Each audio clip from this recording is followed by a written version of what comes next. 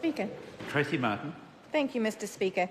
So I rise on behalf of New Zealand First as the member of the executive for New Zealand First on Globe New Zealand. And firstly, can I acknowledge Kennedy Graham as the chair, but not just the chair, the driving force.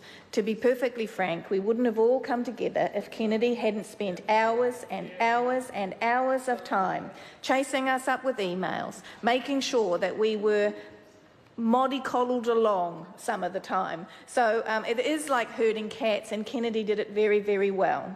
And what we have produced, what we now claim successful, what we have produced as a parliament with 35 members ultimately across the parliament, is a document that starts us on a pathway.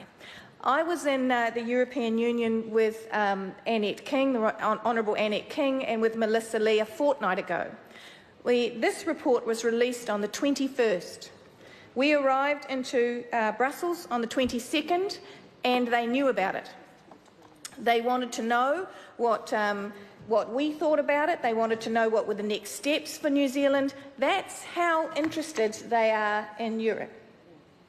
It was raised again in the United Kingdom when we went there, because they know, like we know, that this is a worldwide issue and that every country must make its own pathway to participate towards what we have committed to with regard to the Paris Agreement. I also want to acknowledge the Honourable Paula Bennett, because the Minister interacted. The Minister was open-minded, participated, and very, had the power to shut it down. I want to acknowledge the leaders of other political parties, those that are on the executive and those that were not. The Right Honourable Winston Peters, Andrew Little, and James Shaw, and others, because those leaders participated. And again, this is what has given us this really solid piece of ground on which to bounce off. We need to, and my colleague Dennis O'Rourke will speak in more depth to New Zealand First response to the contents of the report, but we do have the capacity. I think we should, not only when we look at, and I would tend to personally agree with Kennedy Graham, we need to be looking at neutrality by 2050. And I believe we have, and I'm going to recommend the science dinners to every member of parliament. The numbers need to go up there, people, because NIWA has done some amazing work, funded by the people of New Zealand, that will help us around soil saturation, the best use of pasteurisation, where we can go from here.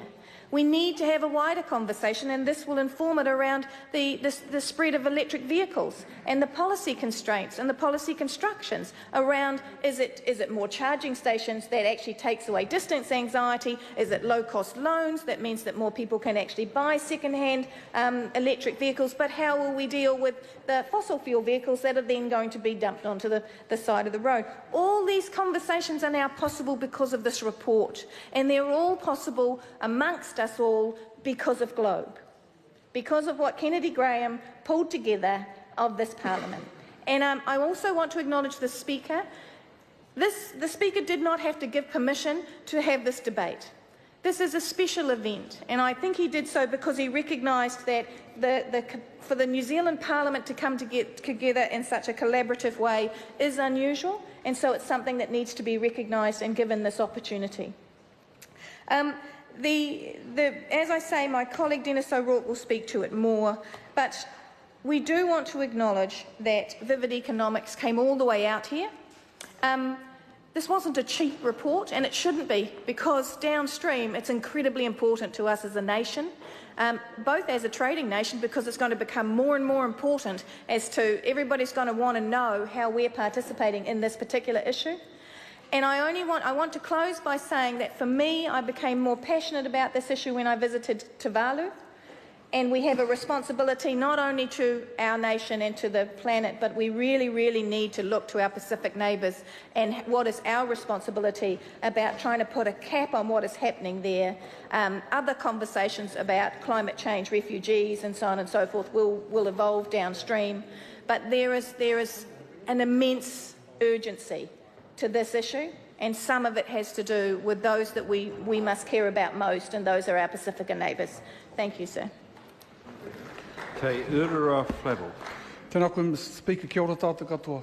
Can I just start by acknowledging